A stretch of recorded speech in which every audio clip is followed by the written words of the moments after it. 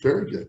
Welcome, everybody. My name is Marty Mascari. I'm with the North Central Texas Area Agency on Aging. I'm a contractor with them. We do caregiver information seminars like this with funding through Department of Health and Human Services in the state of Texas. And we're partnering today with the James L. West Center. We have Holly and Jamie with the James L. West Center to help us with this topic, caregiver work-life balance. And we welcome you all. I certainly apologize about all the technical issues today. There's something going on because obviously there's a lot of people having issues today, and I certainly apologize about that. I'm not quite sure what the source is, and I appreciate you emailing me any information, especially those of you that are using old links. If you'll email those to me at marty@ntads.net, that would be helpful. Maybe it will help me get to the bottom of what the issues are that we're having today. Jamie, do you want to talk about CEUs? Be happy to. We are thrilled to offer free CE credits for nursing, social work, and licensed professional counselors. For this program, we're offering 1 credit hour. And for just requirements for that, you do need to attend the entire live webinar. And you will get a follow-up email either today or tomorrow with a bunch of information and resources, but included in that email will be a link to a survey. The survey, once you complete that, that will be on our end, our note that you are requesting a CE certificate. We are going to leave the survey open until October the 20th. And then when that date comes and goes and the link closes, then we will be issuing all the CE certificates to everyone within the next 10 to 15 business days. So in here, if you don't receive your CE certificate by November 10th, please let us know. But if you'll allow us that much time to get those certificates out to everyone, that would be great. And I just want to add to that, these, and I've talked about it in most of recent seminars. Just so you know, these CEU certificates, I mean, we're very grateful that they're offering them to us gratis, complimentary, however you want to put it. But they do take a lot of time to get out. They're very, very time consuming. And so please, if you'll give them the time to get those to you, I put to the 10th of November. If you'll give them that much time, I'm sure you'll get them. And if you don't, we can always fix it after that. But it's really hard to be getting them out and responding to a whole bunch of emails of people asking about theirs before we get to that date. So if you can just give them the grace of that period of time, and then we'll be happy to help you if you don't get them by then. I know I've gotten a couple emails yesterday about some really old ones, and so I'll be working on those too. Thank you very, very much, and we appreciate you offering them. Really, thank you. So now we're going to have Hollie's going to be our presenter today, and she's going to present on balancing caregiving and work life. Hollie, it's all yours. All right, thanks. And then there's days like today where when technology just is not our friend for the moment, but balancing caregiver and work life and the stress that comes with that. So we are going to be talking about stress, self-care, coping skills, and so many of these we've talked about before. We know them, but are you doing them? And then hopefully I'm going to give you maybe a couple of new things that you haven't done or haven't heard of before. There's my information for those of you who are needing your CEUs. I know you've got to have that, but this is something interesting. I want us to look at this first and just think about even probably before the pandemic. Let's look at the past and then look at the future. There was a time, and depending, and this is one thing about being Zoom, I can't see everybody's face, so I don't know exactly who I'm talking to, but in the past, we worked from 9 to 5. And in the future and kind of now, we work anytime. We can wake up in the middle of the night. We can work. We can sit there and grab the computer and work. And then let's look. In the past, we went to the office. And now we're sitting on the beach. We can work from anywhere. We found that out last year. We can work from home. We can work in our car. We can work sitting at Starbucks. We can work anywhere. We used company equipment. Now we can use any device. I can work off of my telephone. Who'd have ever thought? Focused on inputs. Now we're focused on outputs. We were all about climbing the corporate ladder. Now we're creating our own ladder. Predefined work, customized work, hoarding the information. Now we're sharing all of our information. Times have changed. In the past, we didn't have a voice, and now it's open. We can become leaders. We used to rely on email. Now we rely on a collaboration technology, focusing on knowledge, focusing on adaptive learning. So this is just a really good chart of what the past was, what the future looked like. When we are a caregiver and we are still working, a lot of this can actually work to our advantage, because we did learn, especially last year and the last year and a half, there's an awful lot that we can do from home. But when we are working from home and we are being a caregiver, or maybe we couldn't work from home and we are still having to go in and we're being a caregiver, it makes it extremely stressful. So the first thing I want us to do is I want us to do a little caregiver quiz. You are going to get these slides, but I would like for you to try to add up your score, because we're going to look at this real quick. So I'm going to give you just a second. If you've got a pencil, if you could jot this down. And again, you're going to get this because I'd like for you to continue. I used to have when I worked for the Alzheimer's Association, I would have people take this about every 6 months to see how well they were doing. Now, you know what your answer should be, but I'm not going to ask you for your score. Answer this honestly. Answer this truthfully. The only person you're going to cheat is going to be yourself. So how well do you take care of yourself? And look up at the top. A 1 is almost always, a 2 is frequently, a 3 is occasionally, a 4 is rarely, and a 5 is never. And answer honestly, and just jot down your exercise on a regular basis. Again, we know what that should be, and we know what you intend to do, but what are you really doing? Answer it honestly. I make and keep preventative and necessary medical and dental appointments. Put down your honest answer. I have a job or regular volunteer activity that's gratifying. I am free of tobacco use. I am free of alcohol or drug use. Answer honestly. Nobody's looking at your answers. I get an adequate amount of sleep each day.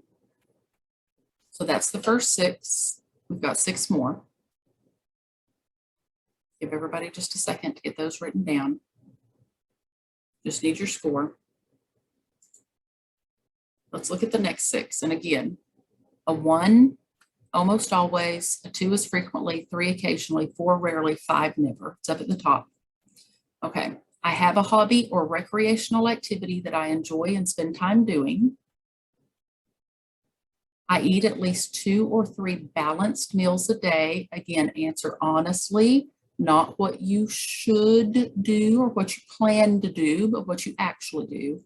I have at least 1 person in whom I can confide. I take time to do things that are important to me. Go to church, spend time alone, garden, read, etc. I have an easy time sleeping at night. I have personal goals and I'm taking steps to achieve them. So there's 12 total questions, and then add those up. And let's see what your number was. Don't tell us, this is yours. Just add those up and get your number, and then I'm going to give you the scores. Because this is for you.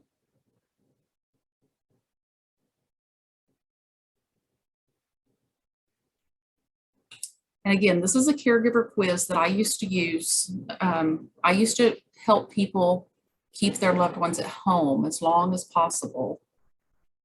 And every 6 months we would do this quiz. And I'd tell them the same thing. Be very honest when you're taking it. So here's the interpretation. If you scored between 12 to 24, you're doing an excellent job of taking care of yourself. A 25 to 36, you've got some room for improvement. A 37 to 48 is a poor job, and you're at moderate risk of personal health problems. And a 48 to 60, you are at an extremely high risk of personal health problems. And again, I hope that you answered that honestly, because sometimes just answering those 12 questions can be enough to make us go, okay. So I hope that you answered those honestly. And let's start looking at caregiver stress and that work-life balance. So caregiver stress, an emotional and physical strain for caring for someone that's in need of help. And 75% of caregivers who report feeling very strained emotionally, financially, and physically are women. 75%. Many times, all the time, we will say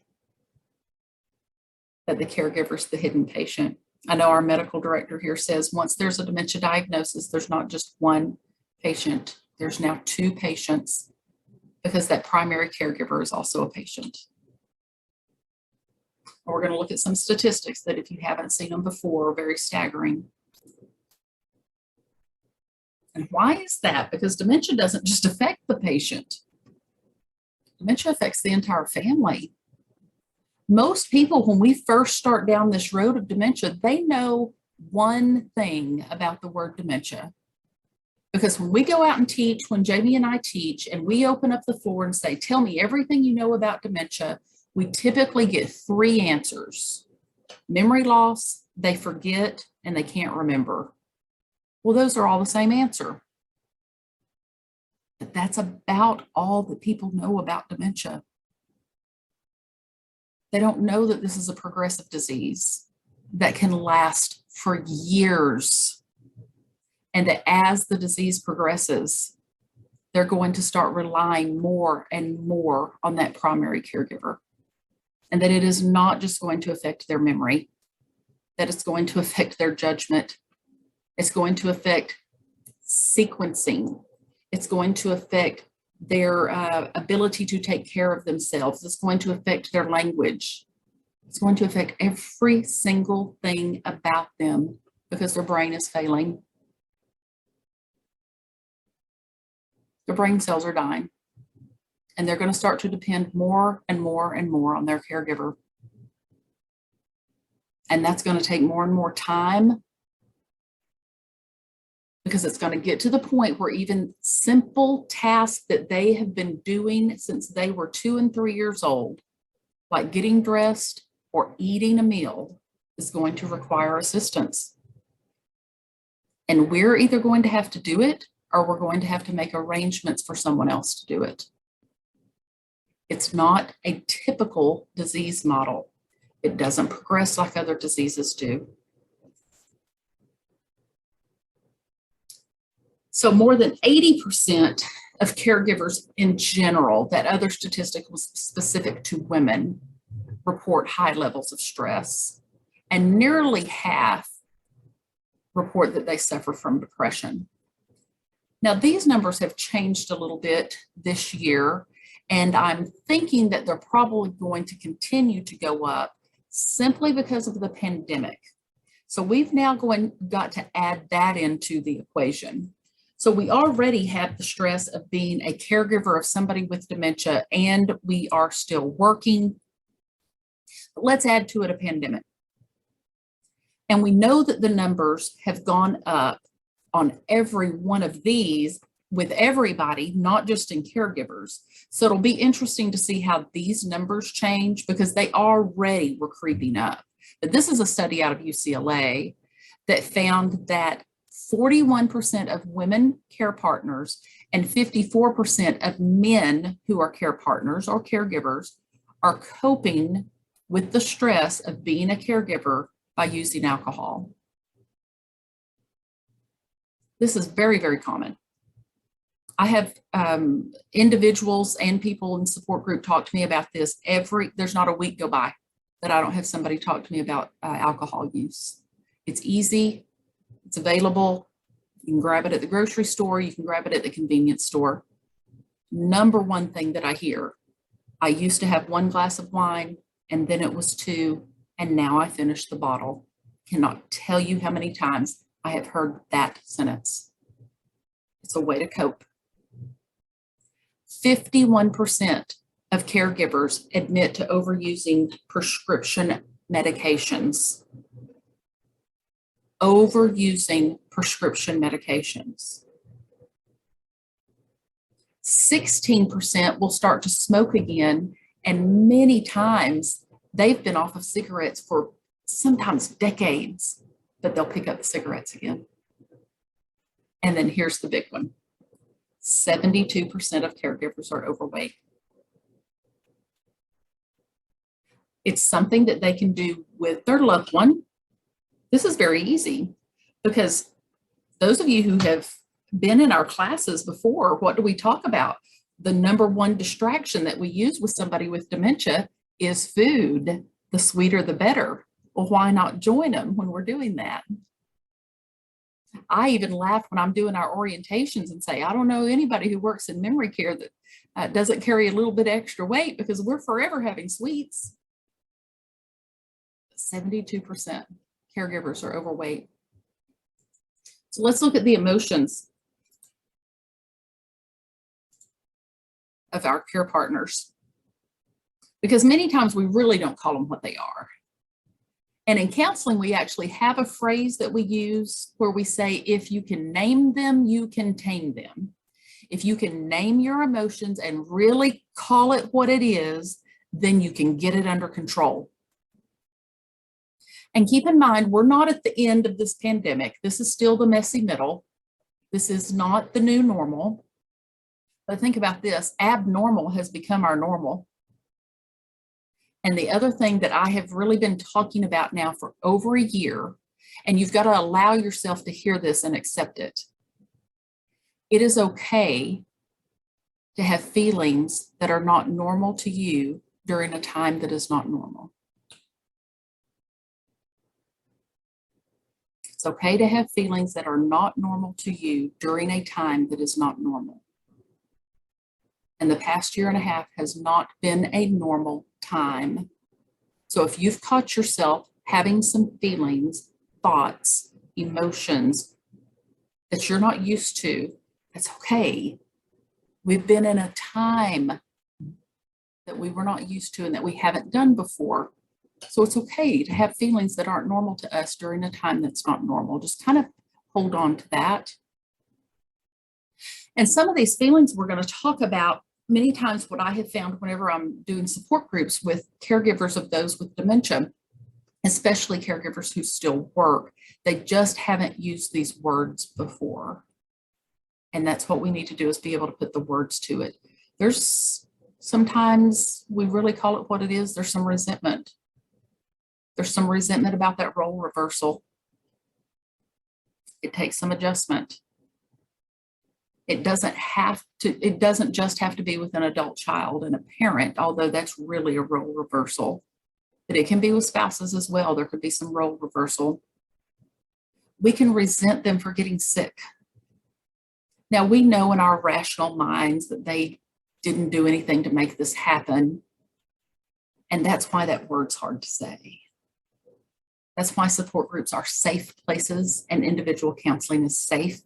Because you can say it there and it's understood and nobody's going to look at you like, what do you mean? You resent your loved one for getting sick. That's a very normal emotion to have as a caregiver. We most definitely can be overwhelmed with too much responsibility. And we'll talk about what that then does to us. And we can definitely feel unappreciated as a care partner. And then isolation, like no one else understands. Caring for a person interferes with our social life, and many times our social life comes to a halt. And if we don't get involved in a support group or somehow keep ourselves socially with our Sunday school class or with our book club or somehow still remaining social, we will start to feel like no one else has ever gone through this before. And then if you can plug into a support group, that's something else that my members say of our support groups. We have 3 support groups here at the West Center, and they will say, I could come on here. I had somebody last Wednesday come on and say, I knew I could say that here and you would understand, where nobody else would get it. My family wouldn't get it, but I knew this group of people would get it. Other emotions, professional caregivers, because we've got professional caregivers and then we've got family caregivers. And then there are those of us who are both. We're professional caregivers and we're family caregivers because we work in the field, but we also go home and then we take care of somebody. And we learn to turn our own needs off because I'm taking care of people all day long at work, and then I go home and I'm taking care of someone.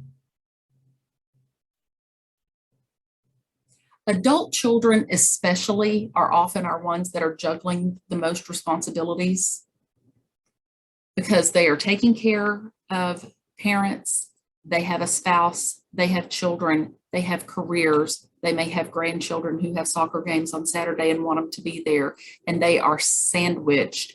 And we're going to look at a statistic that came out earlier this year that's brand new. We've tracked what happens to spouses, but they haven't been tracking adult children. And now, finally, we're starting to track what happens to adult children who are taking care of their parents. And the other thing with being an adult child is we may feel inadequate. I don't know how to take care of a parent. I don't know how to bathe my mother. I don't know how to get my father to get dressed. And then we may also be distrusting of others' motives. And then there's guilt.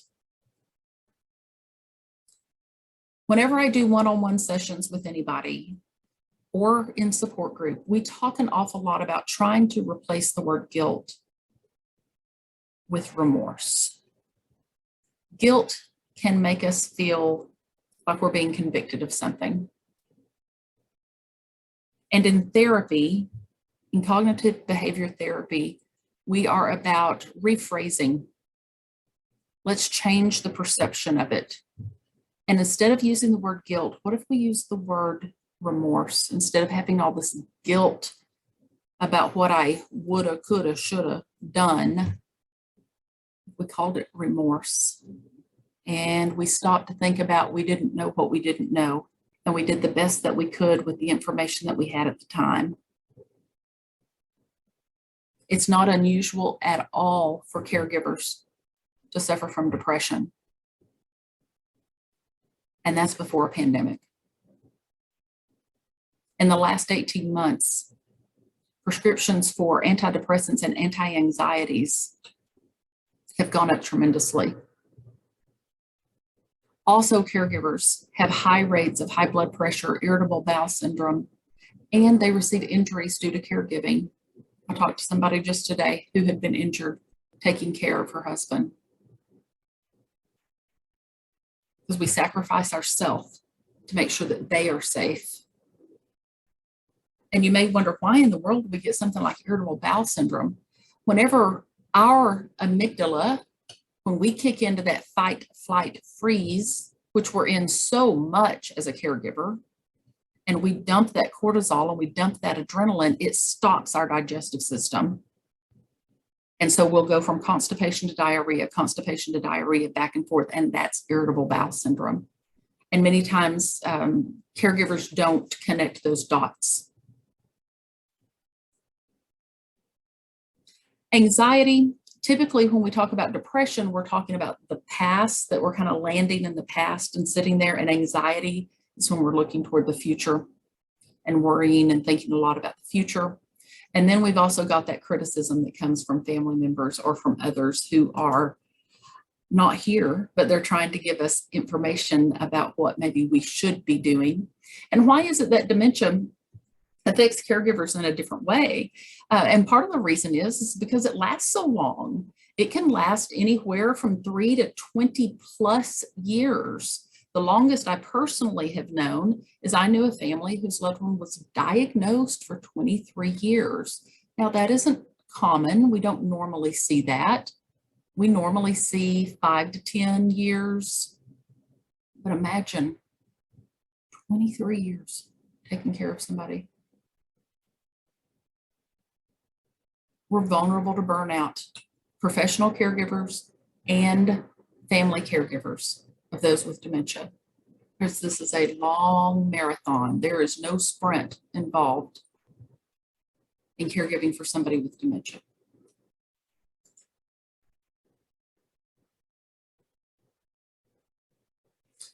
Now, we can also have some very positive emotions about being a caregiver. And we're going to talk more about these as we go through this, because we do know we're helping. And if we can focus on that part of it, and we can have optimism by knowing that our work is making a difference, that we are making their life better, that we are bringing quality of life to them.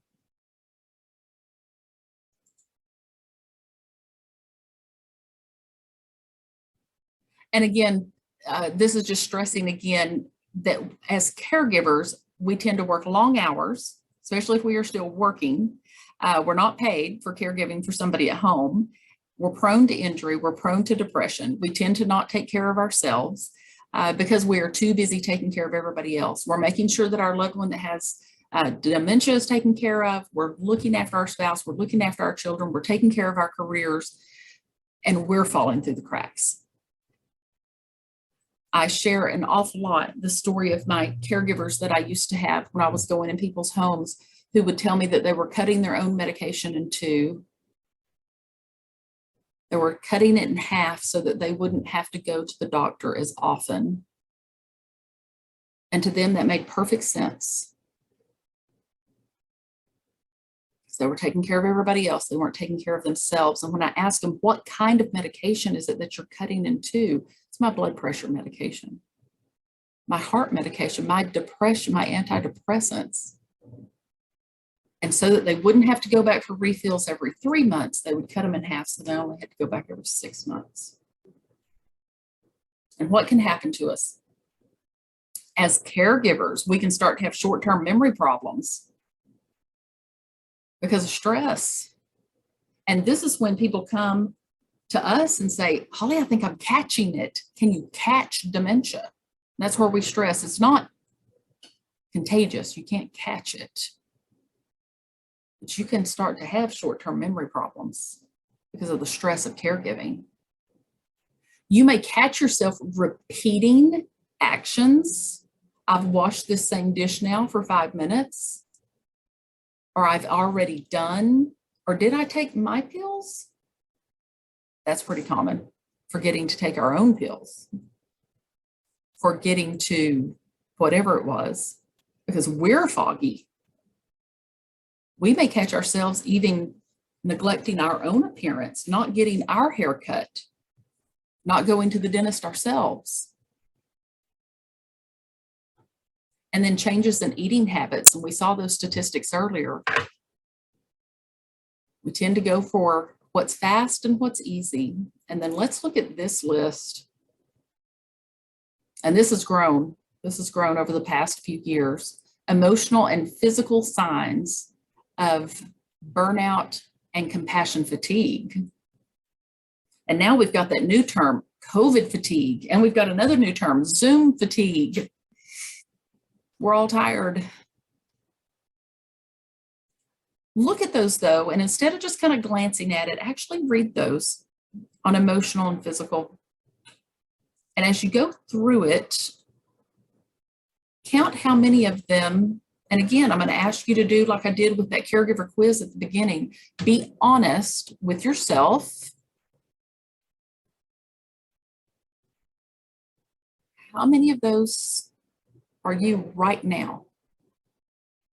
When you go down emotional, start there with anger. And let's just say in the last 2 to 4 weeks, so in the last month, have you experienced that list of emotional warning signs? Have you had more anger than you usually do? Go down that list: depression, exhaustion, feeling overwhelmed, irritability. And then on the physical list, again, the last 2 to 4 weeks, be honest. There's the gastrointestinal problems, self-neglect, short-term memory issues. These are warning signs.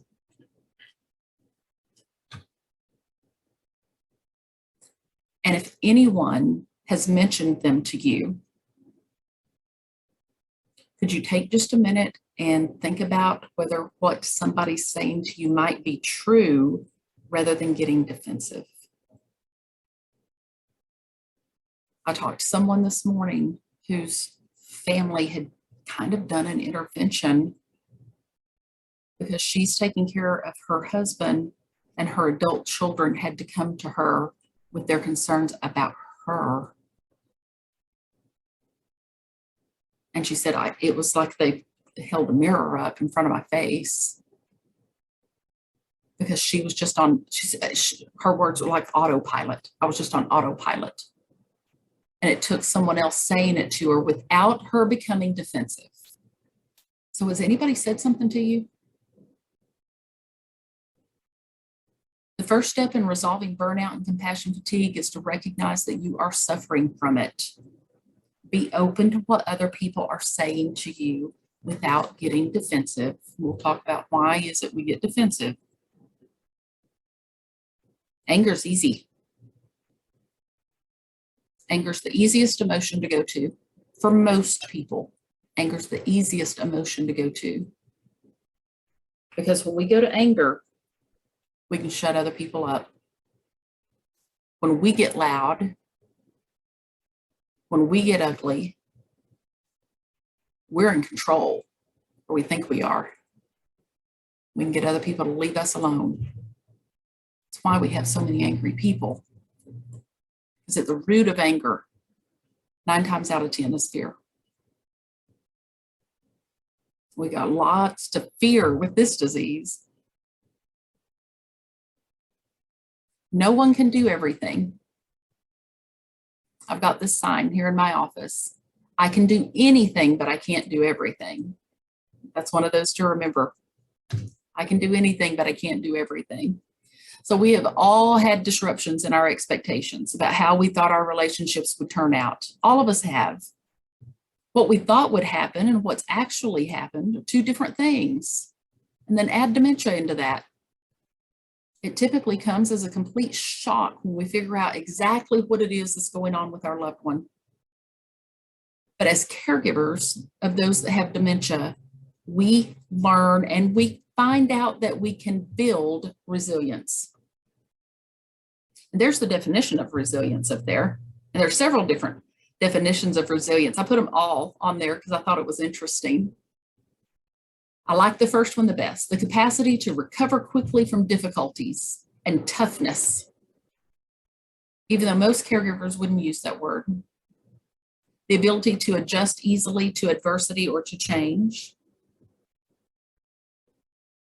Now, as caregivers of those with dementia, we learn to adjust to an undesirable reality because we have to.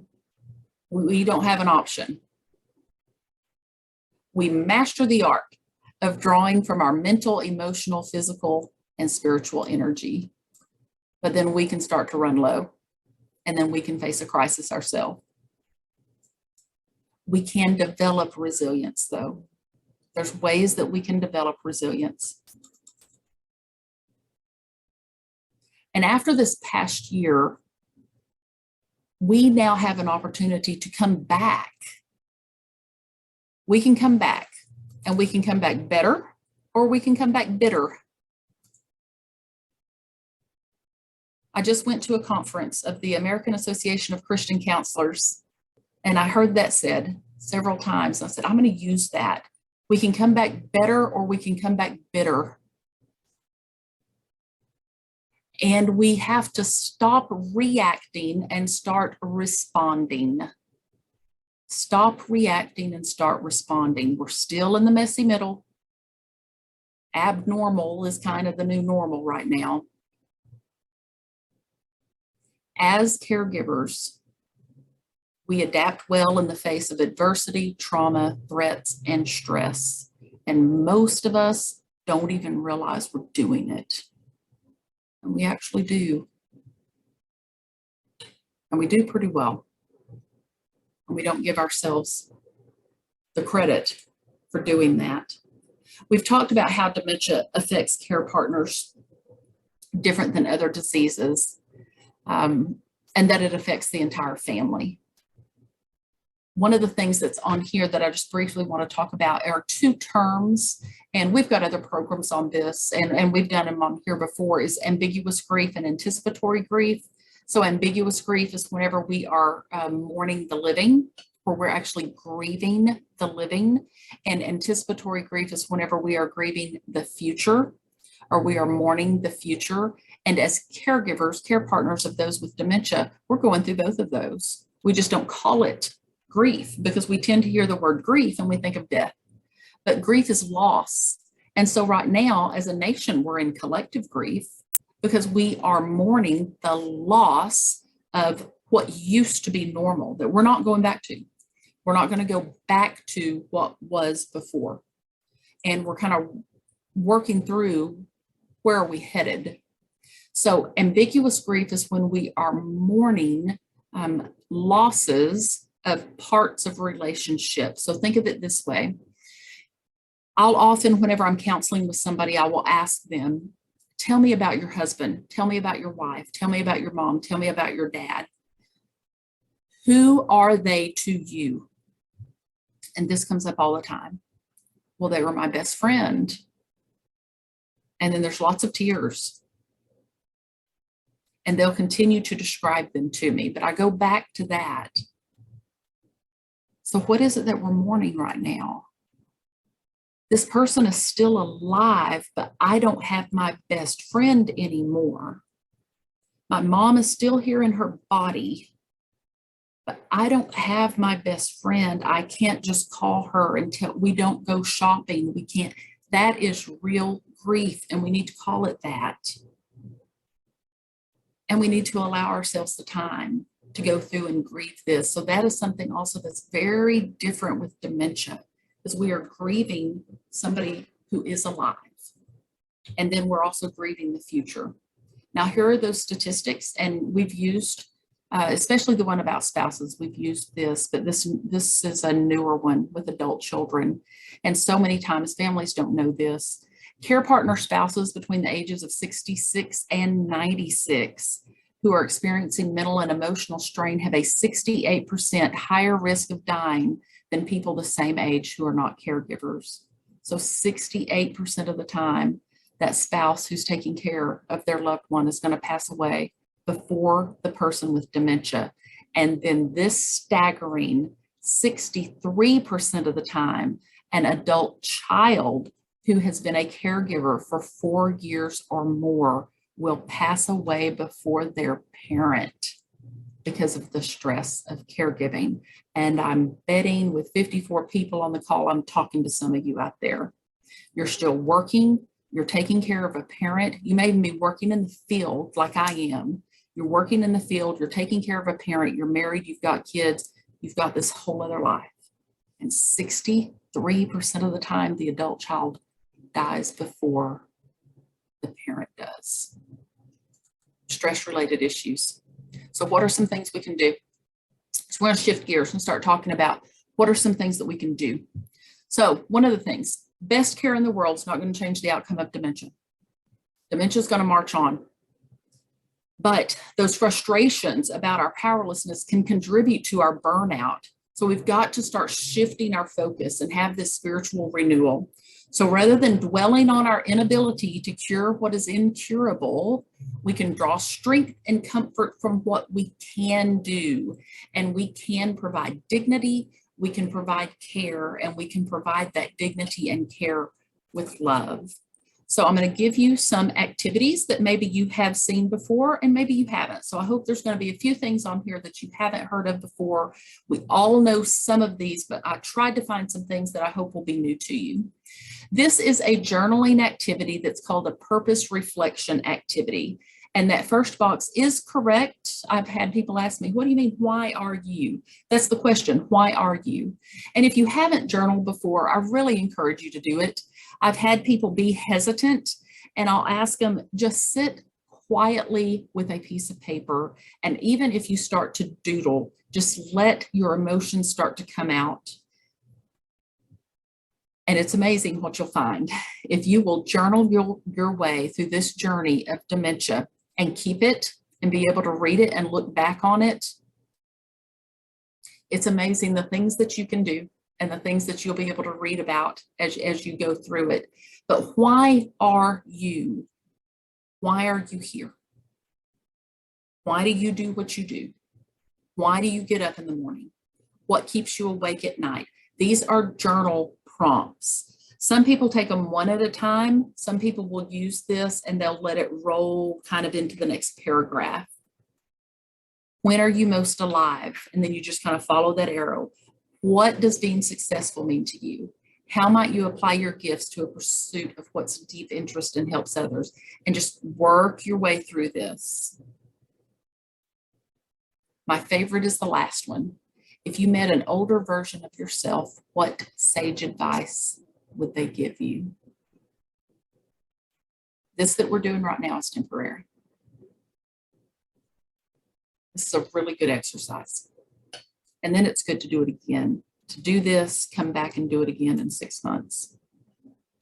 This activity is called an identity statement or a mantra statement. And I did this with my support group, and these that I've listed on here came from some of the support groups here at the West Center. And this is where you recite a personalized identity statement that emphasizes a positive quality, and it specifies something you want to become. And you do it in 5 seconds. I am confident and I'm passionate. I am consistently excellent every day as a care partner, wife, and mother. Oh, care partners usually don't say that to themselves. As caregivers, what we usually do is we put our boxing gloves on and we're the very people that beat ourselves up. We talk to ourselves in ways that we would never talk to another person, and we've got to stop that. Because that's where a lot of our caregiver burnout and our caregiver stress is coming from, is from our own mind. So the rest of these came from my support group. We came up with our own mantras, our own identity statements. And these are things that you tape on your computer screen or you put on your mirror. You have them somewhere that you see them. So these are some that they came up with. A hard moment does not mean a hard rest of the day. That's excellent. With memory care, it was just a hard moment. It was that moment. That does not have to mean the whole rest of the day is going to be hard. This will not last forever. I am resilient. That's a good statement. This too shall pass. I can ride this out and not let it get me down. May there be joy in this day. May I bring joy to others. And I am choosing grace in this moment. And those were just a few of them. Everybody has their own. Some people use Bible verses. Some people used something like a prayer, and others just chose some words that emphasized a positive quality that you can use to repeat to yourself. Now, some of these balancing tips, you know these, but are you doing them? Are you doing them? This is just like the quiz we did earlier. This is just like the other thing that I was asking you. Be honest with yourself.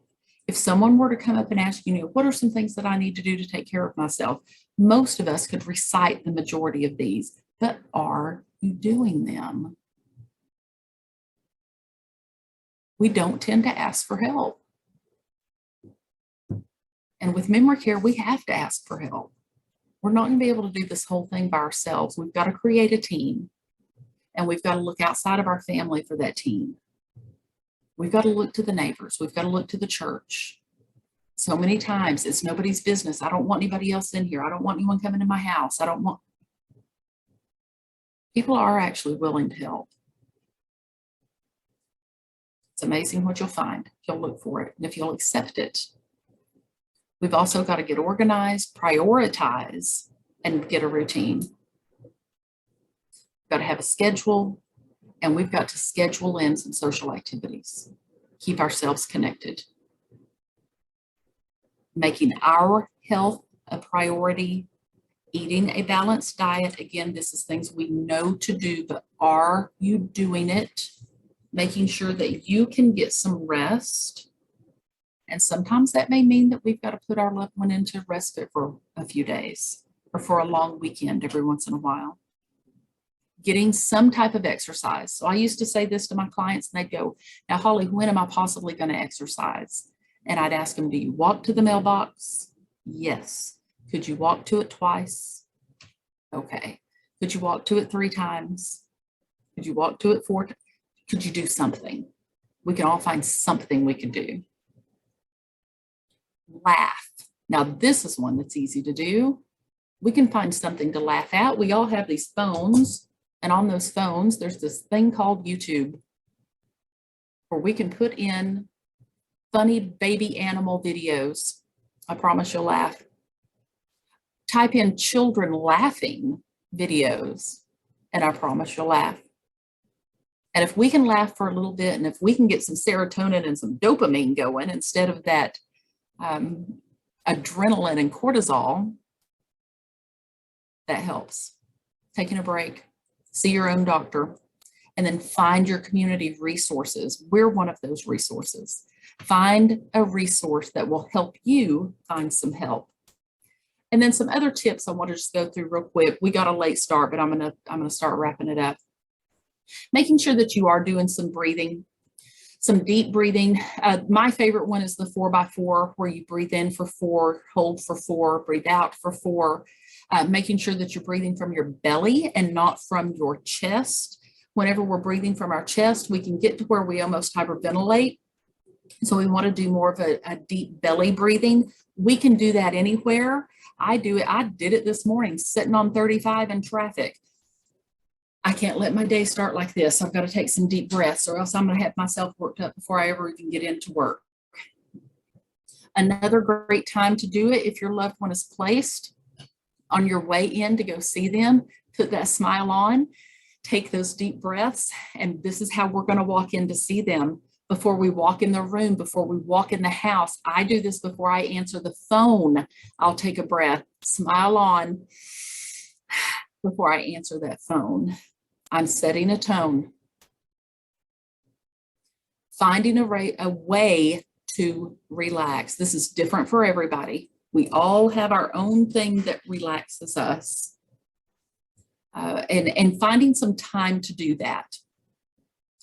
Focusing on the present moment, and this is so important with memory care because we don't know how many moments we've got left. We've got the holidays coming up, and we cannot get hung up on making sure everything's perfect. We need to focus on connection. We need to do that every day with our loved ones with dementia. We've got to focus on connecting with them. That means staying in the present moment. Doing some physical activity. We've talked about that one. Just stretching. We can do that sitting in our chair. We actually have on our YouTube page, we've got a series called Stress Less with James L. West, where Jamie and I did some 30-minute programs all throughout last year. There's many, many, many of them.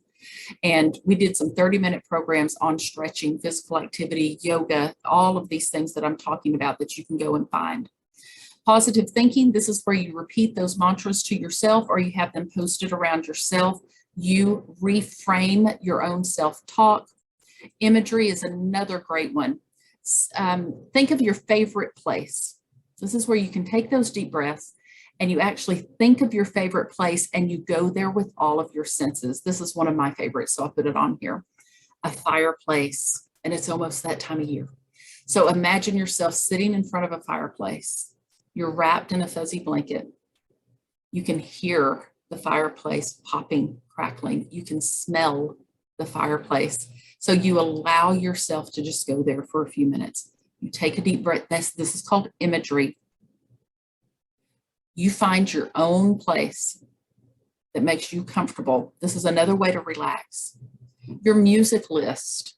We all need to have a music list. We developed a music list between the ages of 10 and 25. We developed this music list, this kind of a set list. And that's the list that we actually talk about using with our loved ones. A person who has dementia, we want to use their music list from their age between 10 and 25. Now, you may think back and go, oh, mercy, my music I listened to between 10 and 25. But actually, that usually is the music that will lift your spirits if you'll go back and listen to that music. Aromatherapy. I have grapefruit in my diffuser right now.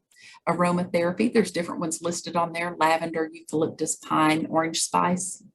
Here's some more about being positive, staying optimistic, anticipating successful encounters. And I've got another one on staying positive here. And again, you are going to get these slides. I know I'm going to go through these last few a little quicker, but you are going to get copies of these slides. I know this is easier said than done. I live this professionally and personally, believe me. But I promise you that most families at the end of this disease, they do say that they wouldn't have missed it. Not the disease itself, of course, but the relationships that they made and the connections and the time that they spent providing care. Just like we don't regret the years that we spent raising our children and the nights that we were up with them, we wouldn't have missed it. And there does come a time that we look back on caregiving for somebody with dementia, and we are able to say, I wouldn't have missed it. I know that I made a difference. I'm now on the other side of it, and I would not have missed it. So if we can start to reframe it and think of it that way, you decide if you're going to react, if you're going to respond. It's reframing it and staying positive. Surround yourself with photographs of your why. Photographs of your why. Why do you do this? Keep photographs, your phone, your desk, your wall, behind your badge. If you wear a badge like I do, have a photograph behind your badge of that grandbaby or your dog. Your photographs that make you smile. Having that support system, you need at least one person that you can go to that just listens. Because sometimes all we need is to be heard. We need one person that's not going to give us advice. They're just going to listen. And then water, making sure that we're staying hydrated, watching your caffeine intake. Spiritual practices, we've talked about those a little bit. Trying to stay centered, positive aspects of caregiving. Other things you can try is you may start a new craft, and that's also good for your brain, is to start something new. Watching videos, taking a ride, journaling, taking a nap, being outside. We are actually, I think we're about to have real fall instead of our false fall. So this is a great time in Texas to be able to sit outside. And then taking care of others so that you can take care of yourself. Being mindful about today in this moment, grabbing hold of any of the special times that you can get. And I really think that COVID actually made us more aware of this. After months of being separated, I have heard an awful lot of families talking about connection and being able to connect. And just briefly, I do want to touch on best tips for working with your employer. So if you are somebody who does still work and you've got a loved one who has been diagnosed, when do you tell them? Do I tell my job? Who do I tell? And typically we would say that it is a very good idea to tell your direct supervisor and to tell your HR department, because there may be resources available to you. You may not even realize that you've got an employee assistance program, that you may be able to get counseling yourself over the phone or over telehealth at no cost. That's a big deal right now because most therapists have about a 3-month wait list. You may be able to go out on FMLA to help take care of your family member. You may be able to work from home and have some flexible hours. And you also are going to be able to provide some education to your work because they may not understand the disease any more than most people, and they may just think this is memory loss. And as this disease progresses and you're needing to go to more doctor's appointments, or you may have to come in late because you're starting to have to take your loved one to an adult day program, or maybe you need to leave early, you're going to need to be able to explain your time and your workload, but you're going to be able to educate them. But you need to be having continuous conversations throughout the course as the disease progresses as well. So we do suggest being open and honest with employers. And again, being able to, this is where, as we have found that work being a little more flexible can actually help. And then looking for those resources that you might not have known existed. We know that the stress of caregiving is very well documented. It's becoming more and more documented. When you're taking care of someone, it's important to identify what stressors are affecting your life. And then you've got to make some necessary changes to decrease your own stress. So we hope that you will find support, whether it is in a support group. And like I said earlier, we have 3 right here at the West Center. You're going to have our information. The Alzheimer's Association is nationwide in the United States, and you can just go to alz.org and find support groups in your area. There's our information right there. And Marty has jumped back on. I'm sure Jamie is about to as well. And we're going to go back over the CEU information. Jim, one good thing before we start the CEU information, and Holly, once again, just incredible. It's just very, it's great information. Thank you so much. Thank you. I know it was fast, and I apologize for the late start. We had a lot of technical issues. I apologize to you all who had technical issues. I don't know why today was just not our day, but it wasn't. So I apologize for that. But one of the things that I want to let you know is if you're joining us by telephone today, but all we're going to have is your telephone number. Can you please email me with your name, email address, and telephone number if you're joining us by telephone? That way I can link that to our stats that come in, and that way you'll get the follow-up email and you'll get the information for CEUs if you're looking for CEUs. But please email me and let me know your name and address and your phone number so I can link it all together. Jamie, do you want to talk about the CEUs real quick? Yes, you will receive a follow-up email with the resources, including the link to our survey, which is we'll need to complete to get your free 1-hour credit for nursing, social work, and licensed professional counselors. You have until October the 20th to complete the survey. And when that survey is closed, you will receive your CE certificate in the email that you provide within 10 to 15 business days. Very good. And if we can advance, I will add to that just real quick. Please give us give them till the 10th of next month to get you your certificates. As long as you filled out your survey, you should be getting them by the 10th. If you don't get them by the 10th, then feel free to reach out, but give them the time. It's very time consuming, and it just takes a whole lot longer if you're having to answer a whole bunch of emails about where things are along the way. I want to invite you all to our next month's presentation. I want to make the note that next month we'll be doing it in the morning instead of the afternoon. We'll be doing it at 10 o'clock to 11:30. The topic will be the holidays and dementia, tips to making holidays more enjoyable. We invite you all to join us for that. The link to the flyer and the registration for that will be in the follow-up email that I send out today with the information from today. And then you'll get a second follow-up email in about a week with the link to the recording of today's session. And feel free to share that. You know, when Hollie talks about you can share education with your employer, you know, these are the things that you can send to them that they find very valuable to share with other people that are coming to them that are not maybe quite as far along as you are, to help them understand what's going on. So those things, I think you'll find that many of them will find very valuable. So please feel free to share those with them. Anything else that you guys want to add before we wrap up?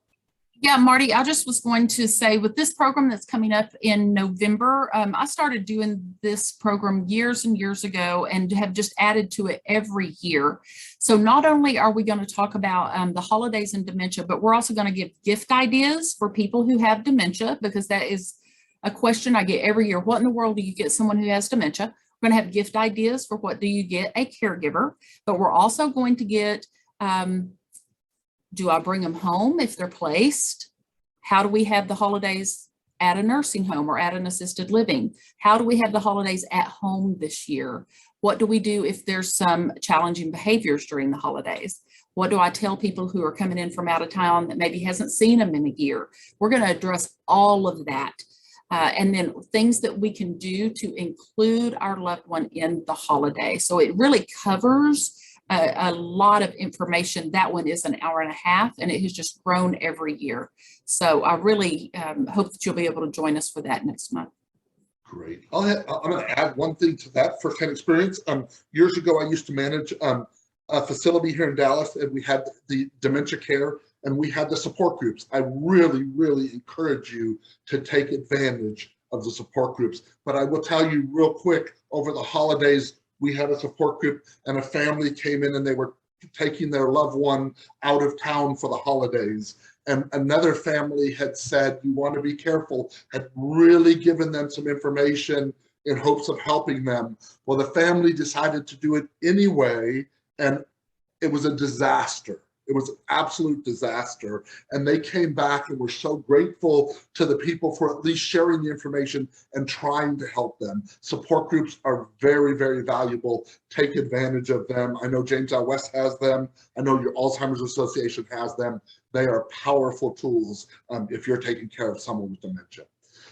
And what's good is whenever they're on Zoom, you can be anywhere in the world and come onto the support group, because we've got people that come on the support group from all over. So you are welcome to, it's on our website, and then we can send you information also.